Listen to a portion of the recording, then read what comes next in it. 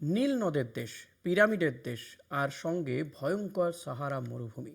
সেই দুর্গম পথেই এবার দু চাকায় অভিযানে বাংলার ৩ যুবক।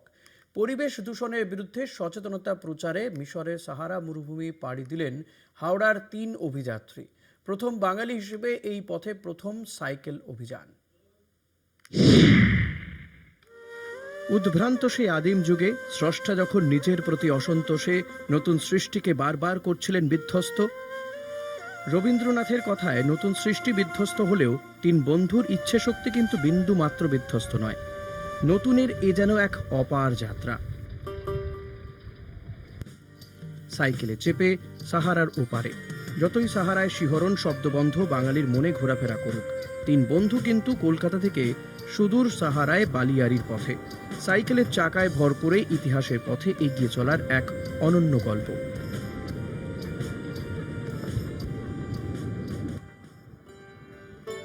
কখনো ব্যস্ত শহরের রাস্তা, কখনো নীল নদের ধার, আবার কখনো ধুধু সাহারা মরুভূমির বুক চিরে এক দুঃসাহসিক যাত্রা।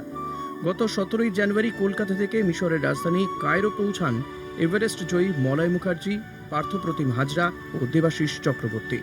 ভারতের রাষ্ট্রদূত সুরেশ কে রেড্ডির সঙ্গে সাক্ষাতের পর ভূমধ্যসাগরের তীরে আলেকজান্দ্রিয়া থেকে শুরু হয় অভিযান।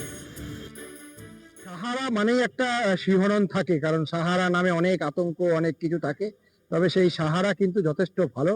আমরা যে সাহারায় সাইকেল চালালাম, আতঙ্ক ভয়ঙ্কর রূপ অবশ্যই রয়েছে, বালি ধুলো ঝড় রয়েছে, বড় বড় গাড়ি সামনে দিয়ে যাচ্ছে। আলটিমেটলি নীল নদকে যখন সামনে থেকে দেখছি, যখন সাহারা মরুভূমিকে সামনে থেকে দেখছি, তখন সেই সব ভয় দুশ্চিন্তা দূরে চলে গেছে এবং আমরা অবশেষে জয়ী। মাত্র 9 দিনে 3 জন বন্ধু সাইকেলে পাড়ি দেয় প্রায় 12,000 কিলোমিটারেরও বেশি পথ। আলেকজান্দ্রিয়া, টান্টা, কায়রো পেরিয়ে শুরু হয় তাদের কঠিন মরুভূমি যাত্রা। মিনিয়া, সোহাগ, ধান্দারা, লুকসার হয়ে তারা পৌঁছন আসওয়ানে।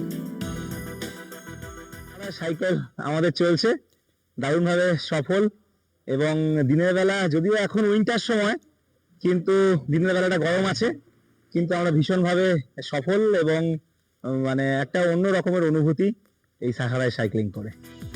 এই অভিযানের মূল লক্ষ্য হলো পরিবেশ দূষণের বিরুদ্ধে এক বার্তা দেওয়া, সেফ ড্রাইভ, সেভ লাইফ প্রচারের জন্য এবং দূষণ কমাতে সাইকেল ব্যবহারের আহ্বান। একদম আমার কাঁটা দিয়ে আসছে। আমাদের লাস্ট একদম 6 মাস ধরে প্রিপারেশন চলছিল মানসিক ভাবে, কিন্তু স্বপ্ন যে সফল হয়ে যাবে চিন্তাও করিনি এখন। কতটা ভালো লাগে, দারুণ লাগছে, মুখের ভাষায় প্রকাশ করা যাবে না একদম। কখনো দ্রুত গতির গাড়ির ঝুঁকি, কখনো শহরের যানজট, আবার কখনো মরুভূমির নিঃসঙ্গতা। প্রতিটি মুহূর্তই ছিল অভিযাত্রীদের কাছে কঠিন চ্যালেঞ্জ। তবে এই কঠিন মরুপথে সহযোগিতার জন্য এগিয়ে এসেছেন মিশরবাসী।